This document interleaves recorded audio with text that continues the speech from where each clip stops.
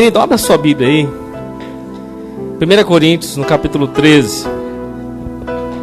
1 Coríntios, capítulo 13, do versículo 1 ao 13. Encontraram aí?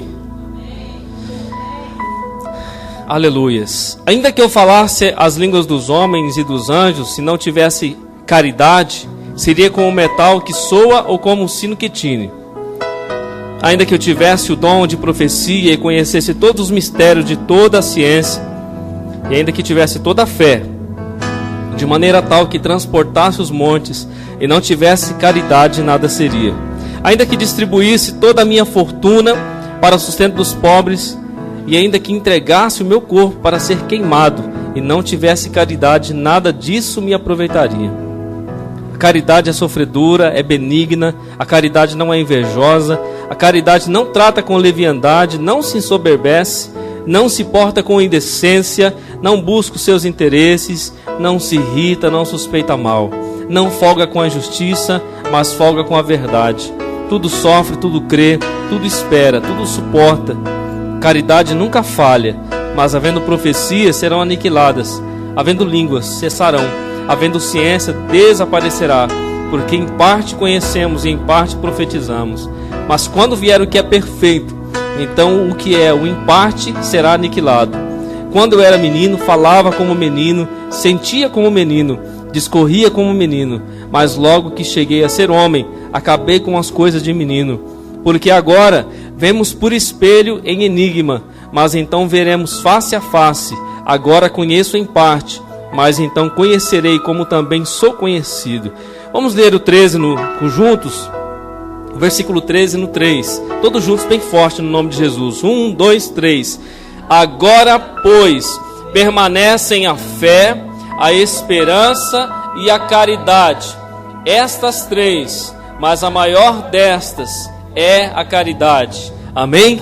Glória a Deus. Pode tomar o seu assento aí, louvando ao Senhor. Pai, eu te louvo por essa noite. Te glorifico, Senhor, pela tua presença em nosso meio. Nós te celebramos, Jesus. Que seja eu, Pai, neste momento, instrumento da tua graça, da tua vontade, para ministrar, ó Pai, o teu reino, a tua palavra viva sobre os corações, sobre a tua igreja nessa noite. Em nome de Jesus. Importa, Pai, que eu diminua e que o Senhor cresça e resplandeça sobre as nossas vidas, em nome de Jesus. Amém e amém. Queridos, eu quero que você repita comigo nessa noite o tema dessa mensagem que o Senhor me deu. Fé que anda em esperança e deseja o amor. Amém? Vamos dizer juntos: fé que anda em esperança. Fé que, eu vou dizer, você diz na sequência. Fé que anda em esperança e deseja o amor. Mais forte. Fé que anda em esperança e deseja o amor. Glória a Deus. Amém. O que é isso? 3 coisas aqui o Senhor quer falar conosco nessa noite. Fé que anda em esperança e deseja o amor. Mas de qual amor nós estamos falando aqui nessa noite? Qual foi lido no capítulo 13 de 1 Coríntios? Desse amor, ágape. Que ágape é o amor sacrificial, é o amor da entrega, é o amor que não pede nada em troca, é o amor que se entrega totalmente, que não se entrega querendo algo, mas que se entrega deliberadamente, de todo o seu coração. Esse é o amor de Deus que está sobre as nossas vidas nessa noite. É o amor que foi até a cruz, é o amor que pagou o preço por nós, para que um dia pudéssemos estarmos aqui juntos, adorando a Ele, buscando a sua face e reconhecendo a eternidade na presença dEle. Amém? Glórias a Deus. Como a sua alma vive? Quero fazer 3 perguntas aqui nessa noite. Como a sua alma vive? Em quem ela espera e o que ela deseja? Como a sua alma vive? Em quem ela espera e o que ela deseja? Todas as perguntas que estou fazendo aqui, como o título dessa mensagem, fala do presente e fala do porvir, como nós lemos o texto aqui de 1 Coríntios capítulo 13. O apóstolo Paulo, ele começa dizendo assim: ainda que eu falasse a língua dos homens e a dos anjos, se não tivesse caridade. Caridade, em algumas versões aqui, essa palavra é amor. e é o amor de Deus. Caridade, muitos imaginam a caridade como aquele ato de amor em dar uma roupa para quem não tem roupa, né? Aquele ato de dar sopa para quem está com fome. Muitos, quando falam caridade, levam para esse lado, vale também, mas essa caridade que nós estamos falando aqui é a caridade de Deus, é o amor de Deus sobre as nossas vidas, o amor do sacrifício, o amor da entrega, o amor que ama verdadeiramente, não em palavras, mas o amor que vai até o fim, porque ama, só porque ama. E a Bíblia diz, querido, que Deus é amor. Então o amor é uma pessoa. A presença de Deus é amor.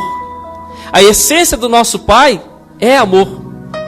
Por isso, quando o apóstolo Paulo fala do amor, se você for procurar em qualquer livro que há nesse mundo, a descrição de amor, o que é o amor, os filósofos vão dizer lá cada um aquilo que eles pensam que eles estudaram, mas eles vão descrever o amor em outras facetas.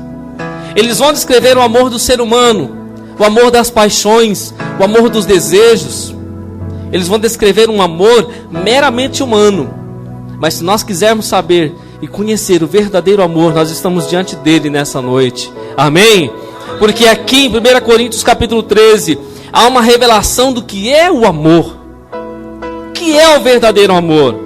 Se pudéssemos descrever em palavras, está descrito aí na sua mão, na palavra do Senhor. Ele disse: ainda que eu falasse a língua dos homens e a língua dos anjos, e não tivesse amor, eu seria como o metal que soa e como o sino que tine.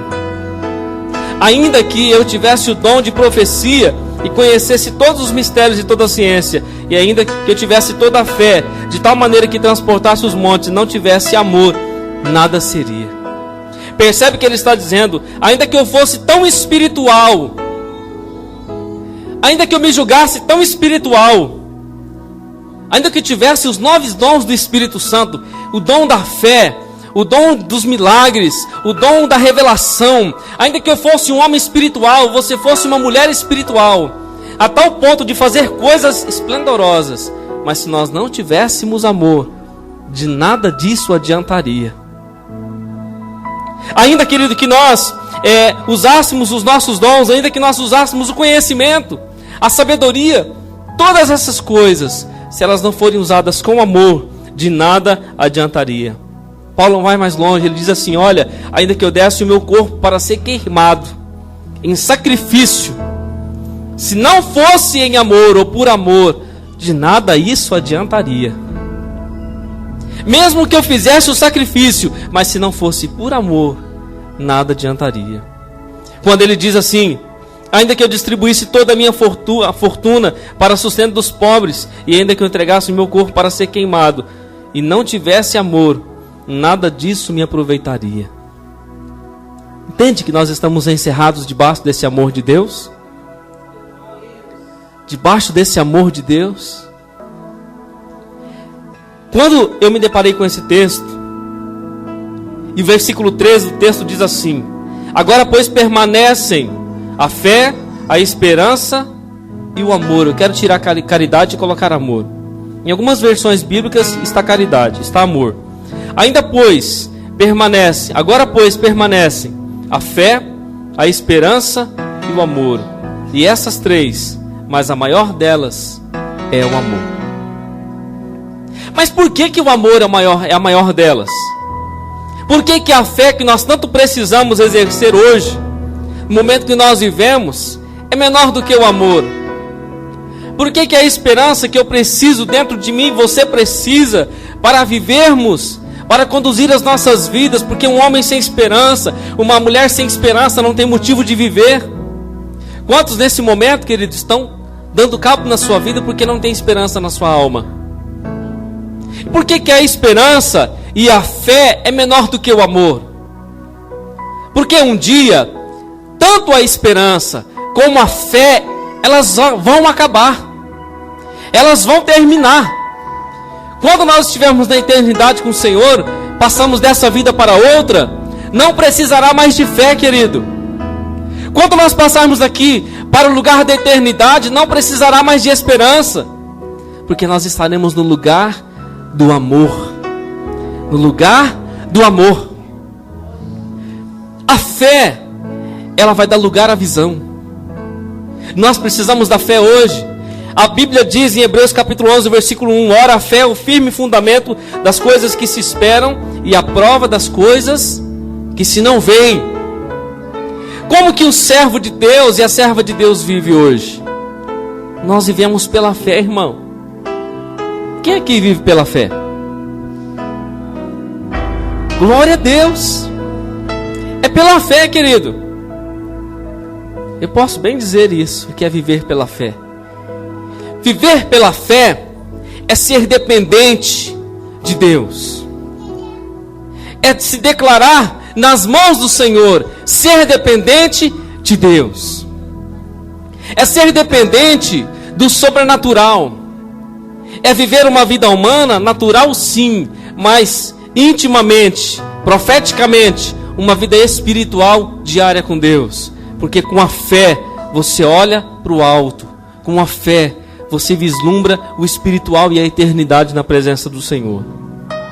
A fé, querido, ela vai nos mover em alguns lugares da presença de Deus. A fé vai ativar o nosso coração para andar com o Senhor. A Bíblia diz em 2 Coríntios 5:7, fala: porque andamos por fé e não por vista. Quando você anda por fé e você não dá lugar à sua visão puramente humana, quando vier o problema, quando vier a dúvida, quando se levantar o gigante, aquilo que for que se levantar, a sua visão não vai estar no plano natural, a sua visão vai estar no plano espiritual. Você vai estar olhando para cima, e nenhum problema nessa terra, nenhuma enfermidade, nada que pode acometer o teu corpo, a tua casa, a tua vida, vai ser maior do que a tua visão que está em Deus, a tua visão que está no plano espiritual, não no plano material. Por que muitos são derrotados? Muitos não conseguem chegar lá, porque a sua visão está só no plano material, só na matéria. Quando acontece alguma coisa, se desespera, fala: ah, meu Deus, agora não vai dar, não tem mais jeito agora. Mas por quê, querido? Porque o coração, porque a vista está só no natural, se esqueceu de olhar para o sobrenatural, que nenhum problema maior do que o nosso Deus, que nenhuma dificuldade, nenhuma luta, nenhum intempérie na vida é maior do que o Senhor Jesus Cristo, que está na sua vida, que está na minha vida, está na sua igreja operando os seus milagres. Glórias a Deus. João diz assim, 1 João 3:2: amados, agora somos filhos de Deus.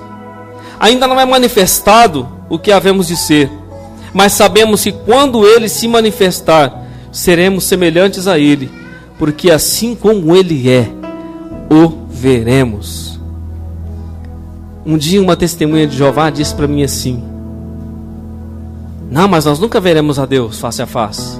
Ninguém pode ver a Deus. A Bíblia diz que ninguém pode ver a Deus. Abra sua Bíblia aí, irmão. 1 João, primeira carta de João, lá no finalzinho, perto de Apocalipse. Primeira carta de João, capítulo 3 e o versículo 2.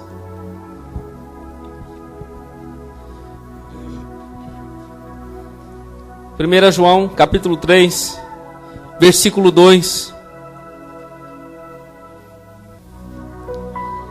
Glória a Deus. Olha o que diz. Eu vou ler novamente. Amados, agora somos filhos de Deus, e ainda não é manifestado o que havemos de ser, mas sabemos que, quando Ele se manifestar, seremos semelhantes a Ele, porque assim como Ele é, o veremos. Amém? Quando Ele se manifestar, nós seremos semelhantes a Ele, glorificados como Jesus, e como Ele é, nós o veremos face a face. A revelação do nosso Deus, a revelação do eterno e soberano, será sobre as nossas vistas espirituais. Nós veremos a Deus, irmão. Amém? Nós veremos a Deus, querido. Vai chegar um tempo na eternidade, vai chegar um tempo na nossa história que nós veremos a Deus. E essa é a esperança, querido, que deve mover os nossos corações. Não são os seus problemas, irmã. Não são as suas lutas, as suas dificuldades. Mas é fácil falar, pastor, porque você não conhece as minhas lutas. Você não conhece as minhas tribulações. Você também não conhece as minhas lutas, querido. Você não conhece as minhas tribulações. Mas nós não vivemos em função das nossas lutas e tribulações. Nós não vivemos em função daquilo que não deu certo, ficando mendigando ou ficando chorando nos cantos. Não, querido. A nossa vida é para frente. A nossa visão é para o alto. O nosso Deus está trabalhando. Deus está trabalhando a seu respeito. Ele não se esqueceu de você. Ele está sobre a sua vida operando, aleluias, o poder dele. Aleluias. Nós o veremos, porque a fé que nós exercemos hoje, ela dará lugar à visão. Acabará a fé. Acabou a fé. Nós não precisamos mais de fé, porque agora nós estamos diante do Deus verdadeiro. Estamos diante da eternidade soberana do Senhor. Não vai ter mais necessidade de ficar crendo. Eu creio que Deus existe. Não, agora estou diante do Senhor e diante da sua face, da sua glória. A fé vai acabar. A fé vai se extinguir. E a esperança, querido? A esperança será concretizada com a nossa chegada diante dele. Mas quando nós falamos de fé, eu me lembro de Hebreus capítulo 12 e versículo 2. E eu vou ler aqui para você. Olhando para Jesus, autor e consumador da fé, o qual pelo gozo que lhe estava proposto, suportou a cruz, desprezando a afronta, e assentou-se à destra do trono de Deus. Olha de onde nós adquirimos a fé. Olhando para Jesus, autor e consumador da nossa fé. Foi Jesus quem criou, quem estabeleceu a fé, quem foi o autor da visão espiritual. E nós estamos aqui, aleluias, de mãos dadas com esse Jesus poderoso, para que a nossa visão seja aberta no mundo espiritual e possamos contemplar o sobrenatural na sua presença. Aleluias, porque Jesus foi o autor e o consumador da fé. Ele quem criou e Ele quem consumou na cruz. E nos deu fé. Acendeu os nossos olhos. Os nossos olhos estavam fechados quando Adão, querido, no Éden, quando Eva, ela come aquele fruto. Consequentemente, quando Adão também come o fruto, e eles morrem espiritualmente, os seus olhos que eram abertos para Deus, agora se fecharam. Ficaram com seus olhos obscurecidos. Eles que viviam com Deus e caminhavam com Deus face a face. A Bíblia diz que toda tarde Deus vinha e tinha comunhão com Adão e com Eva. A Bíblia não fala como Deus vinha, mas fala que Deus vinha. Se Deus vinha na forma de um homem, se Deus vinha na forma de uma luz, se a glória de Deus se manifestava sobre o jardim, a Bíblia não deixa claro, mas fala que Deus vinha na viração do dia, ou seja, no entardecer para o anoitecer, e Deus passeava com Adão e com Eva naquele jardim, compartilhava com eles.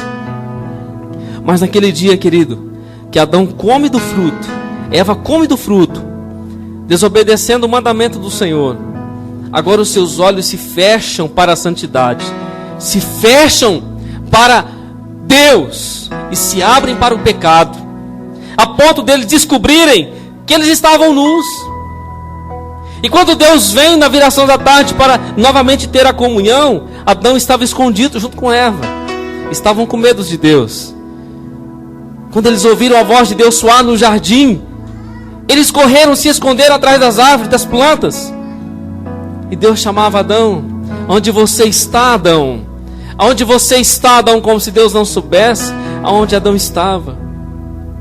Adão se apresenta ao Senhor coberto com folhas de figueira, meramente plantas. Deus disse para Adão: Adão, quem foi que falou para você que você estava nu? Quem foi que abriu os seus olhos espirituais? Quem foi que fechou os seus olhos espirituais da minha glória e abriu os seus olhos do pecado? Porventura você comeu da fruta que eu ordenei que você não comesse? Naquele dia os olhos de Adão, que viam a Deus não podia ver mais a Deus, porque a sua visão de fé estava fechada, obscurecida. A partir de agora, Adão estava com a sua visão obscurecida, só conseguia ver as suas vergonhas, só conseguia ver a maldade, só conseguia ver aquilo que não prestava mais, porque dentro do seu coração brotou a raiz do pecado.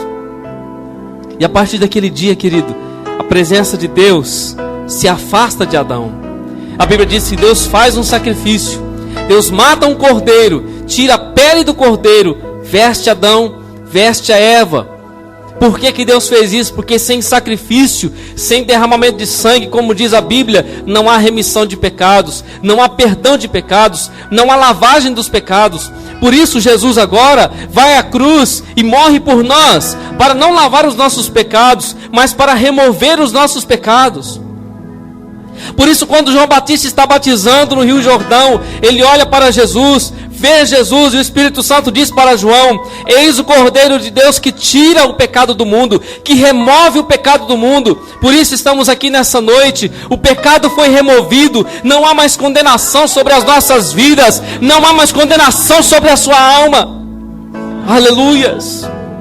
Mesmo com tudo isso, querido, nós precisamos da fé, porque a nossa visão espiritual foi obscurecida pelo pecado. Nós necessitamos da fé, e Jesus foi esse autor e consumador da fé. Por isso que nós olhamos para Jesus, por isso que nós contemplamos o Senhor Jesus. Quando Jesus disse, ele disse em João 14,6: eu sou o caminho e a verdade e a vida. Ninguém vem ao Pai a não ser por mim. Ninguém vai a Deus a não ser por Jesus. Não tem aquela igreja, aquela instituição, aquele padre, aquele pastor, não tem o Papa, não tem quem quer que seja, não tem o santo, não tem a macumba, não tem a seita, não tem aquilo que você imaginar. Porque existem muitas seitas por aí, muitas religiões que dizem assim: se você quiser se achegar a Deus, você deve ser desta religião. Se você não for desta religião, não tem acordo. Fora dessa religião, você não se achega a Deus. Mas Jesus disse, não a religião, Jesus disse, Ele mesmo disse: eu sou o caminho, eu sou a verdade e eu sou a vida. Jesus não disse: eu sou um caminho, como há vários caminhos, eu sou um. Jesus disse: não, eu sou o caminho, eu sou a verdade e eu sou a vida. Aleluias. E se nós quisermos chegarmos a Deus, nós temos que ir a Jesus, que é o caminho, que é a verdade e que é a vida. Entende que as três qualidades estão sobre Ele. Só Ele é o caminho, só Ele é a verdade e só Ele é a vida. E se não for por Ele, querido, nenhum homem pode chegar-se a Deus. Nenhum homem pode chegar-se a Deus. Não adianta o santo, não adianta a santa, não adianta nada que você quiser pensar na terra. Nada, nenhum outro intermediário, outra intermediária não adianta, se não for através do Senhor Jesus Cristo. Glórias a Deus. Quando Ele diz que Ele é o caminho está estritamente ligado à fé. Porque o texto que nós lemos fala assim: agora, pois, permanecem a fé, a esperança e o amor. Agora, pois, permanece, eu quero colocar Jesus na fé. Agora, pois, permanece Jesus, a esperança e o amor. Mas espera aí, pastor, como Jesus? Jesus não foi o consumador da fé? Que eu acabei de ler em Hebreus capítulo 12, 2. Então agora, pois, permanece Jesus, porque nós vivemos com a fé que Jesus nos deu. Agora, pois, permanece em Jesus a esperança e o amor. Jesus está intimamente ligado com o caminho, porque Ele disse: eu sou o caminho. E nós caminhamos nesse caminho de que maneira? Por vista? Nós caminhamos por vista? Nós caminhamos por fé, queridos. Até para andar com Jesus, nós temos que andar com fé. Porque se nós andarmos com Jesus sem fé, nós estamos perdidos. Por isso que a Bíblia diz que o justo viverá da fé. E se ele recuar, a minha alma não tem prazer nele. Nós estamos na qualidade de justos, justificados por ele, pela salvação que vem nele. E nós vivemos justificados por ele, caminhando no caminho com ele. Bartimeu, quando estava à beira do caminho, aquele cego, ele estava assentado à beira do caminho. A Bíblia diz que Jesus vinha passando. E ele ouviu um reboliço, porque onde Jesus passava, havia um grande reboliço. Pessoas perseguiam o Senhor, querendo uma cura, um milagre, um pão para ser multiplicado. Bartimeu ouviu. Bartimeu gritou fortemente: Filho de Davi, tem misericórdia de mim. Bartimeu insistiu no seu milagre. A Bíblia diz que Bartimeu estava ao pé do caminho, à beira do caminho. Mas quando Jesus se apresenta a Bartimeu, e Jesus pergunta para ele: o que queres que eu te faça? Bartimeu: Senhor, eu quero ver. Jesus disse: então tenha vista. E Bartimeu começou a ver. E a Bíblia diz que Jesus continuou a sua caminhada. E Bartimeu seguiu Jesus agora pelo caminho. Bartimeu deixou de ficar ao pé do caminho, à beira do caminho, agora vendo, com a sua visão estabelecida, ele passa a seguir Jesus pelo caminho. Ele passa a seguir a Jesus, que é o caminho. Então a nossa fé, ela está estritamente ligada ao caminho, que é Jesus, que disse: eu sou o caminho, a verdade e a vida. Glórias a Deus. A esperança se transformará em experiência. Diga isso após mim. A esperança transformará em experiência. Romanos 8, 24 e 25 diz assim: porque em esperança fomos salvos. Ora, a esperança que se vê não é esperança, porque o que alguém vê, como esperará? Mas se esperamos o que não vemos, com paciência esperamos. Nós estamos esperando, querido. Talvez você entrou aqui nessa noite dizendo: pastor, eu estou esperando a minha bênção, estou esperando a minha vitória, estou esperando a porta se abrir para mim, estou esperando a resposta do meu pedido de oração que eu coloquei na caixinha, eu estou esperando a resposta do meu propósito diante do Senhor. Continue esperando, querido. Continue com essa fé e essa esperança, porque a qualquer momento se manifestará sobre a sua vida, sobre a sua casa e família. Aleluias. A esperança está ligada ao Espírito Santo. Assim como a fé está ligada a Jesus, a esperança está ligada ao Espírito Santo. Eu quero usar 1 Coríntios 13, 13. Agora, pois, permanecem Jesus e o Espírito Santo. Jesus ligado à fé, e agora o Espírito Santo ligado à esperança. Eu vou te mostrar na Bíblia. Está lá Jesus também dizendo, novamente, João 14, 18: não vos deixarei órfãos, voltarei para vós. Romanos 15, 13: ora, o Deus de esperança vos encha de todo gozo e paz em crença, para que abundeis em esperança pela virtude do Espírito Santo. Nós vamos abundar em esperança pela virtude que está dentro de nós, a virtude do Espírito Santo. Amém? Nós só temos esperança porque o Espírito Santo habita em nós, querido. Então o Espírito Santo está ligado à esperança da nossa alma, o Espírito de Deus. Jesus foi ao Pai um dia e disse: olha, eu rogarei ao Pai para que o Pai envie o outro Consolador. Quem é o outro Consolador, querido? Alguém sabe quem é o outro Consolador? O Espírito Santo. Sabe quem é o Espírito Santo? É o Espírito de Jesus. Jesus, por 3 anos e meio, ele caminhou na terra com seus discípulos. Mas quando ele morre e ressuscita ao 3º dia, ele vai ao Pai e diz: Pai, envia o meu Espírito. Envia a minha presença agora não em carne, mas envia a minha presença para dentro do homem, para que ele tenha esperança. Por isso que Jesus disse assim: olha, eu preciso habitar em você e morar em você, porque se eu habitar na sua casa, no seu coração, a sua alegria será completa. A sua alegria será completada. Você será uma pessoa feliz. Amém? Irmão, não existe pessoa perfeita na terra, mas existe pessoa feliz. Aquele que tem a presença do Espírito Santo, ele é feliz. Aleluias. Eu falo por mim, querido. Eu sou uma pessoa feliz. Eu pergunto para você: você é feliz, amado? Ou ainda as coisas de fora continuam determinando a sua felicidade? Ou ainda os problemas da sua vida dizem para você: não, se você está assim, você não é feliz. Você é só feliz quando você tem dinheiro, quando você tem saúde, quando você está por cima. Não, irmão. Não são essas coisas que vão dizer para você. É a presença de Deus que está em você, que te move em felicidade em Deus, que te move em esperança, que te move em graça, em esperança na presença do nosso Deus soberano.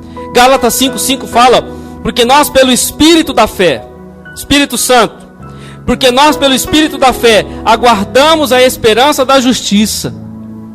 Percebe o Espírito Santo ligado com a esperança?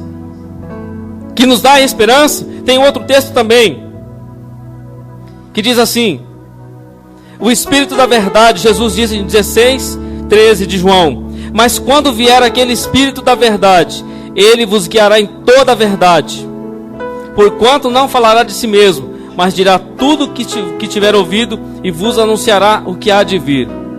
Colossenses 1:27 diz: aos quais Deus quis fazer conhecer quais são as riquezas da glória deste ministério entre os gentios, que é Cristo em vós, esperança da glória. O que é Cristo em vós? O que é Cristo em vós? É a presença do seu Espírito em nós. Ah, pastor, amanhã é segunda-feira, volta tudo de novo. Aí eu vou para o trabalho, aquela tribulação. Nos Facebook aí, que tem umas postadas de vez em quando. Eu vou para o trabalho, aquela luta, mas segunda-feira começa a semana não começa amanhã, irmão, já começou hoje. Hoje é o primeiro dia da semana. Segundo a Bíblia, hoje é o primeiro dia da semana, amanhã é o segundo, segunda-feira. Nunca diga que segunda-feira é o primeiro dia. O primeiro dia é hoje. Então amanhã já é o segundo dia. Nós estamos vivendo em esperança hoje. Quando chega amanhã, muitos parece que a esperança acabou, irmão. Porque está na luta do trabalho. Lembre dessa esperança que está dentro de você, que essa terra é passageira, que os conflitos deste mundo é passageiro. Aleluias. Irmão, nós não estamos vivendo uma religião, nós estamos vivendo com a graça do Senhor nas nossas vidas. Aleluias. E essa esperança, Cristo em nós, esperança da glória, irmão. Não é Cristo em nós, querido, esperança do carro novo. O pastor, Cristo em nós, a chave da casa. Cristo em nós, aleluias, eu ganhar na Mega Sena. Que mais? Cristo em nós, aleluias. As coisas do mundo, não é isso que a Bíblia está dizendo. A Bíblia está dizendo Cristo em nós, esperança da eternidade. O dia que nós fecharmos os nossos olhos aqui na terra, querido, nós nos apresentaremos diante dele em glória, na sua face soberana, e viveremos eternamente com ele. Aleluias. O apóstolo Paulo diz assim: irmãos, consolai-vos com estas palavras, consolai-vos com esta palavra, encorajai-vos uns aos outros com essas palavras. Porque, querido, nesse mundo os dias são maus mesmos. São maus. Concordo quando você reclama da segunda, da terça, da quarta. Eu concordo, porque Jesus mesmo disse: os dias são maus. A Bíblia diz isso. Mas a nossa esperança não está no mundo. A nossa esperança não está nessa terra. A nossa esperança não está nos políticos, não está nos governos. A nossa esperança está no nosso Deus, está na eternidade, está junto com Ele. Aleluias.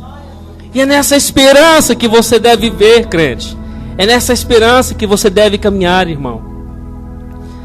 Na esperança, junto com o Espírito Santo, junto com Ele, como a Bíblia diz. Aleluias. A verdade que Jesus disse também está ligada ao Espírito Santo. Assim como a fé e o caminho está ligado a Jesus.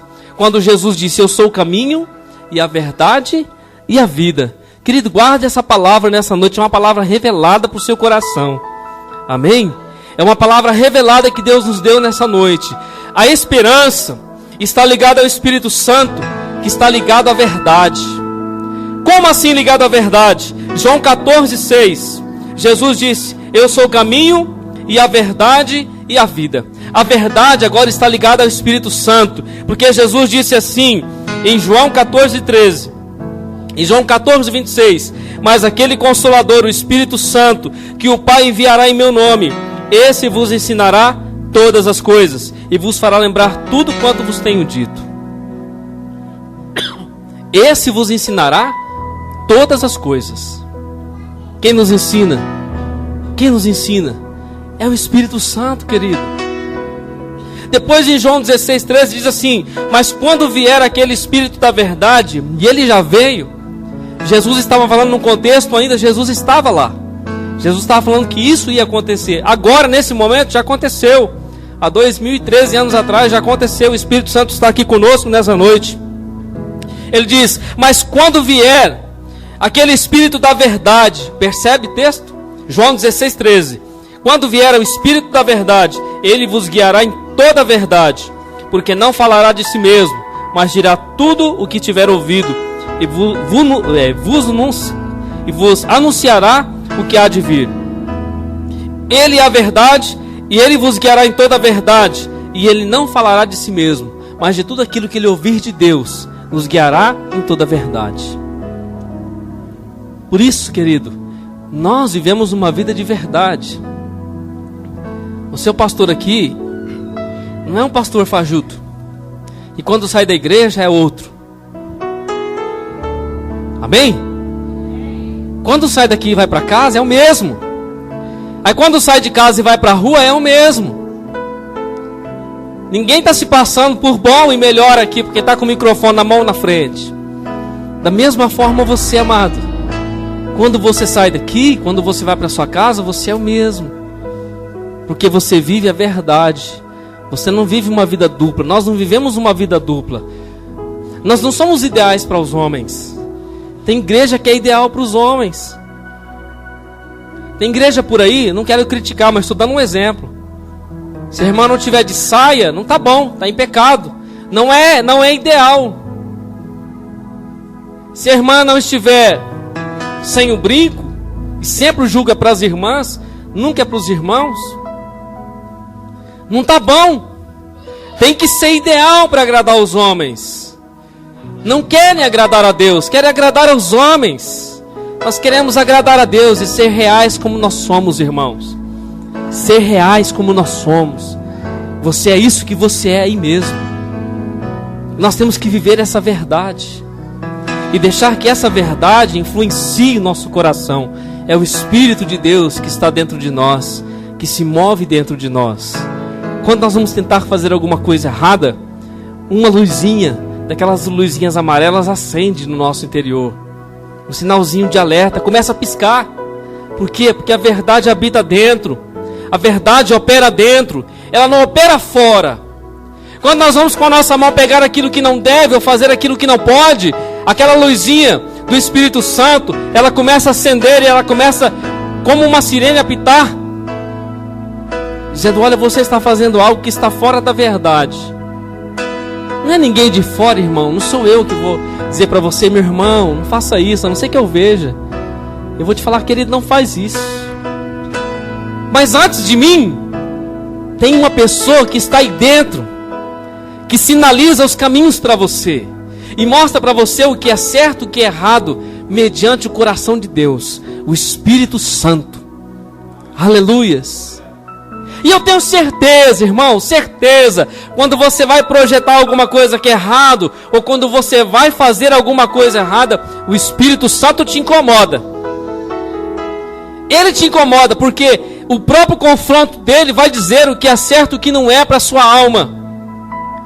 E o pior, irmão, é que quando o Espírito Santo incomoda, muita gente ainda continua.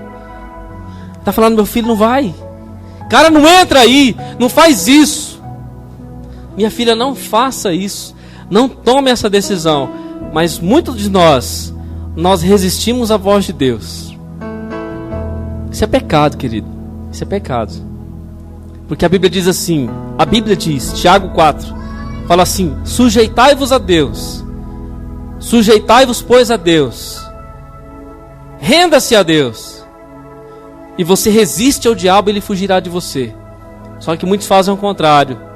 Muitos resistem à voz de Deus e se sujeita ao inimigo. Nós temos que nos sujeitar a Deus e resistir à voz do mal. Amém? E o amor, querido, para finalizar. Permanece, pois, agora a fé. Permanece Jesus. Permanece a fé, a esperança e o amor. Permanece Jesus, o Espírito Santo e o amor. Quem é o amor? Quem é o amor? Quem é o amor? O amor é Deus, querido. Permanece o amor para sempre. Permanece a fé, permanece Jesus, permanece a esperança, permanece o Espírito Santo, permanece o amor para sempre. Permanece o amor, e o amor de Deus é um amor em ação. Pensa que o amor de Deus não está se movendo pela sua vida agora, ele está se movendo pela sua vida, está se movendo pelo seu lar, pelo seu casamento, pelo seu trabalho, pela sua alma. O amor de Deus está se movendo por você. A Bíblia diz em João 3,16: porque Deus amou o mundo de tal maneira que deu o seu Filho. Olha o amor de Deus em movimento, querido. Amor ágape, o amor da entrega, o amor em ação. O crente tem que ter um amor em ação, querido. O amor que nós dizemos que temos, que nós dizemos que amamos, se não for um amor que se move pelo próximo, vai me desculpar, querido, pode ser qualquer outra coisa, menos o amor. Nós dizemos que amamos, que somos a igreja de Cristo. Mas se o nosso amor não se mover em obras para com o nosso próximo, pode ser qualquer outra coisa, menos o verdadeiro amor. Sabe o que eu acho, querido? Tremendo no Evangelho do Senhor. Deus pode cobrar o que Ele quiser de mim e de você. Porque tudo que Deus cobrar, Ele já fez por nós. Deus deu o seu exemplo em tudo. Então Deus tem autoridade e capacidade para cobrar tudo.